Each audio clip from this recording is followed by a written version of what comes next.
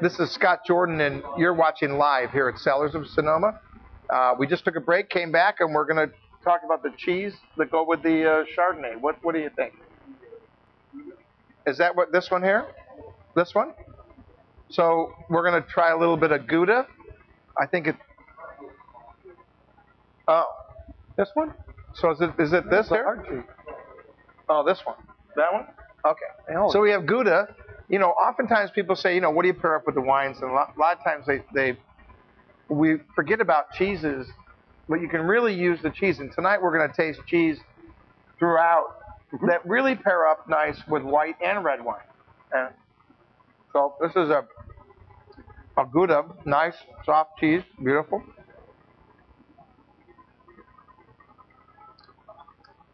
Beautiful. Complements that just fine. And the fact that you didn't have 100% malolactic, I think that helps in this wine, giving it some more crispiness. And I think that's something that people miss. Another question? Nope. Okay, another score. The giant score? 6-6. Okay. All right. Kevin had something that he wanted to say, I guess. All right, another wine, the second wine in our selection tonight is Zinfandel. This comes from Alexander Valley. Alexander Valley, for those of you from other parts of the country, it's north of this location about 12 miles or so, and kind of on the east side of the 101 freeway. A little warmer climate, right? Definitely warmer than warmer Russian climate.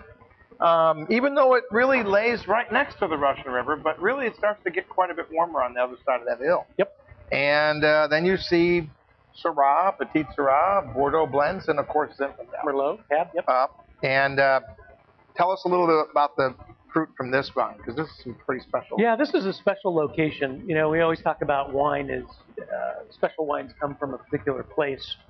And it turns out that our Zinfandel block is up on this knoll overlooking, it's the highest point on the whole vineyard, kind of runs along a ridge line. We've got this nice knoll. And it turns out that our neighbor to the north had some Zinfandel that was planted back in 1905.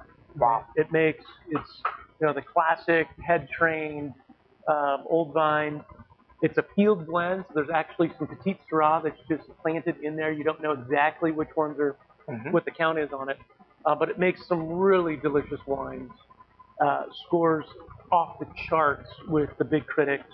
Wow. And so we had an opportunity to go next door and take some clippings out of this vineyard and actually graft them onto new St. George rootstock, planted at same elevation, same soil, same exposure, same climate, everything. We used the old traditional head pruned trellis, not trellis, but just head pruned to do it that way. Well, explain a little bit the head pruning versus, you know, cordon or however. Yeah. So most trellis is, you know, a series of stakes with wires running down it, and so you get those rows of vines, and they're all trained and managed in a row. With a head prune, it's much more circular. So you're letting the plant come up, and canes are going in all different directions, and so it is. Is it a different style that over the time they changed to more of a trellising based on? It really is more a productivity thing as well. I mean, when you think about the yields that you get out of a trellis managed system, and now we're getting into situations where automation and equipment, labor is getting so expensive that now you think about when you have things trained in a very uniform, you know, hedge row like that. You've got trimmers. You actually have harvesters now that can go in, and you don't have to hand do the fruit. But if you're talking about head pruning, then you're going to be picking that by hand. It is labor intensive. Okay. So we've got this particular block is just about 2.5 acres. So it's not a huge amount of space, which gives us about 325 cases of wine. So it's a very small production. Tiny. For those of you that don't know, I mean, that is a very small amount of wine. And we talk about this all the time, but I mean, yeah, it's a lot for my garage, but it's not a lot in the wine industry. And it doesn't take much to blow that out. That's pouring pretty good, huh? Some nice ripe fruit on the front end, kind of the red berry fruit. and then almost just a little hint of that spice on the finish. Mm-hmm. I like that. Like it, nice. So another nice addition in your portfolio. And I got another question. Okay, and it's making Andrew laugh. It must be a good question. Chris from New York wants to know where he can find this wine. yes, but no. Can't. Michael, what is your favorite wine? Oh, so this is a great question. The question is from Chris in New York, and welcome. What's your favorite wine? I get that question all the time here. I get that question a lot too. Yeah. And my answer is that's kind of like asking of your children, which one do you love the most? Oh, wow, that's easy. I can answer that. Really? They're both here right now, right? Which one do you love the most? Yeah. Ah, okay. No. So for me, wine is something that you enjoy at a particular moment with particular foods, and the weather's doing a particular thing. So would I enjoy the Zinfandel on a 105-degree day? No, I wouldn't. Sauvignon Blanc or Chardonnay or even the rosé, a nice cold rosé on a hot day, love that.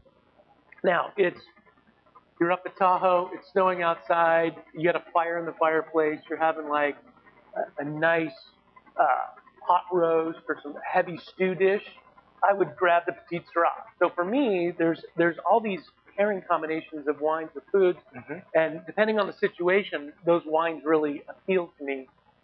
So I can't say that there's anyone that is my particular favorite. Yeah, and I have to agree with that. I mean, I get the same question. I get it all the time.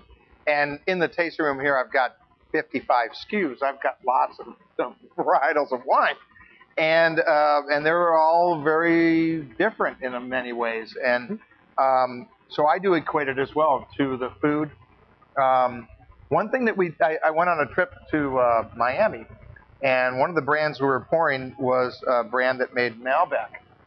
And it was 96 degrees. Well, we're on the beach in the polo tournament, and we're, 96 degrees. We're looking at Malbec.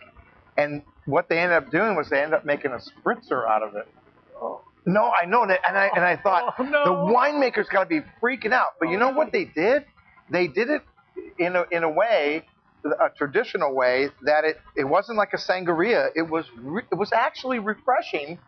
And it's a little tough to take on, but it worked, and they loved it. It was really popular. Okay. It was hard to choke down a beautiful Malbec. A nice chilled white or a rosé would have been much better.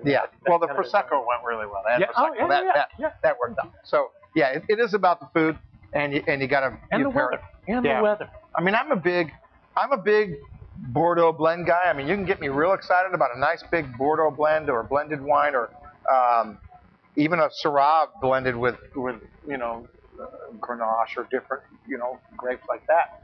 I'm all over that. But I do have to say it is about. So we're going to take a little break. Those of you watching live, we're going to continue our conversation. We just take a break on the recorded side.